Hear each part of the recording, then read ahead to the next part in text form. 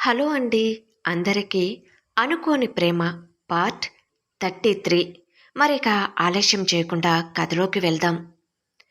ఛాయ తన చేతిలో ఉన్నటువంటి కాంట్రాక్ట్ పెళ్లికి సంబంధించిన డాక్యుమెంట్స్ అన్నిటినీ వివరంగా చదువుకుని, చూడు ఛాయ, ఇది నువ్వు ఎవరితో డీల్ చేస్తున్నావో తెలుసుగా, కాబట్టి నీ డౌట్స్ అన్నిటినీ మొహమాటం లేకుండా అడగాలి అని తన మనసులో అనుకుంటూనే, ఇందులో ఉన్న వివాహ కాలపరిమితి, మిగిలిన అన్ని విషయాలు నాకు అంగీకారమే, కానీ ఇందులో నెలవారీ జీతం గురించి నాకు డౌట్స్ ఉన్నాయి అంటుంది. ఆ ఛాయ, నేను కూడా మీతో ఆ విషయం గురించే మాట్లాడాలనుకుంటున్నాను. మీ అభ్యంతరాలు ఏమిటో చెప్పండి, పర్వాలేదు అంటాడు ఆదిత్య. ఆదిత్య జుట్టు అందకపోతే కాళ్ళు పట్టే రకంలో ఉన్నాడే ఈ మిస్టర్ గంభీరం. అవసరం తనది కాబట్టి ఎంత పొలైట్గా చెబుతున్నాడో అని మనసులో అనుకుంటూ, చూడండి సార్, నేను ఆత్మగౌరవం కలిగిన అమ్మాయిని. నేను మరి దయా దాక్షణ్యాలపై ఆధారపడాలనుకోవటం లేదు. మీ నుండి నేను సహాయం పొందాను కాబట్టి మీకు కూడా రుణపడకుండా హెల్ప్ చేయాలి అనుకుంటున్నాను, అంతే తప్ప మరింకేం లేదు. దయచేసి నెలవారీ జీతం అనే నిబంధనను తొలగించండి అంటూ తన సందేహాన్ని చెబుతుంది ఛాయ. సరే, మీ అభ్యంతరాలను నేను అర్థం చేసుకున్నాను. ఈ నిబంధనను తొలగించటానికి నాకు ఎలాంటి అభ్యంతరం లేదు అంటూ, జగన్నాథం గారు, ఛాయ చెప్పిన విషయాన్ని విన్నారుగా, మళ్ళీ ఫ్రెష్గా డాక్యుమెంట్స్ను రెడీ చెయ్యండి అంటాడు ఆదిత్య. సార్, నేనిప్పుడు ఒక 10 నిమిషాలలో కొత్త డాక్యుమెంట్స్ ప్రిపేర్ చేసి ఇస్తాను అని తన ల్యాప్టాప్ను తీసుకుని టకాటకామని సిద్ధం చేసి, ఇవిగోండి సార్, ఇప్పుడు ఇద్దరూ ఇక్కడ సిగ్నేచర్ చెయ్యండి అంటూ ఆదిత్యకి అందిస్తారు జగన్నాథం గారు.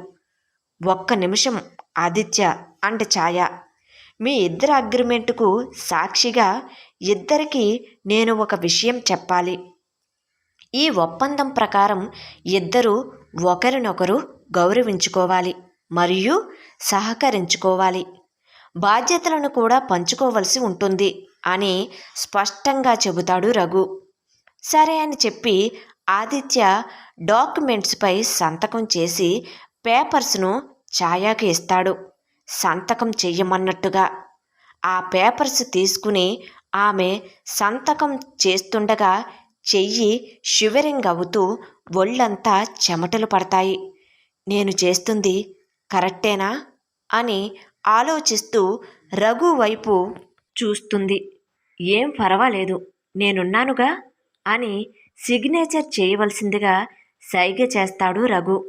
ఛాయ ఒక్కసారి కళ్ళు మూసుకుని పీల్చిన గాలిని వదులుతూ షివరింగ్ అవుతున్న చేతి వేళ్ల మధ్య ఉన్న పెన్నును గట్టిగా అదిమి పట్టుకుని సిగ్నేచర్ చేస్తుంది. హమ్మయ్యా, చేసేసింది. చేస్తుందా లేదా అని టెన్షన్ పడుతున్న ఆదిత్య ఊపిరి పీల్చుకుంటాడు. ఇద్దరూ సంతకాలు చేసిన తర్వాత అక్కడే ఉన్న రఘుని సాక్ష్య సంతకం చేయవలసిందిగా కోరతారు జగన్నాథం గారు. దీని అంతటికీ సూత్రధారిని నేనే కాబట్టి చెయ్యక తప్పదు. దేవుడా, ఈ గండం నుండి నువ్వే గట్టెక్కించాలి అని అనుకుంటూ రఘు కూడా సిగ్నేచర్ చేస్తాడు. ఛాయ ఇంకా ఆ టెన్షన్ నుండి బయటపడలేకపోతుంది. ఏదో తెలియని గుబులు, ఆందోళన ఆమె ముఖంలో స్పష్టంగా కనిపిస్తాయి. ఈ అగ్రిమెంట్ మా ఇద్దరికీ ఒక సవాలు.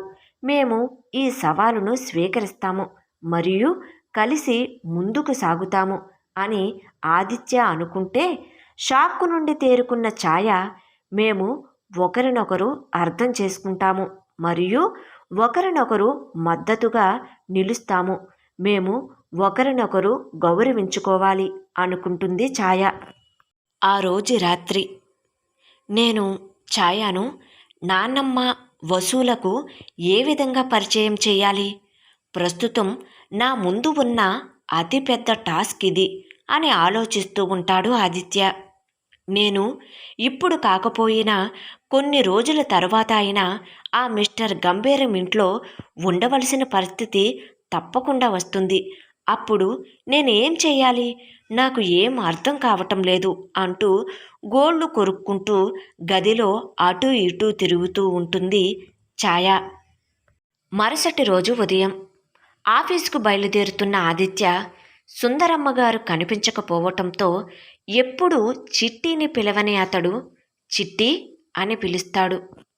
ఆ పిలుపును పని చేసుకుంటూ వినిన చిట్టి మనసులో 1000 వీణలు ఒకేసారి మ్రోగించినట్లు అనిపిస్తుంది.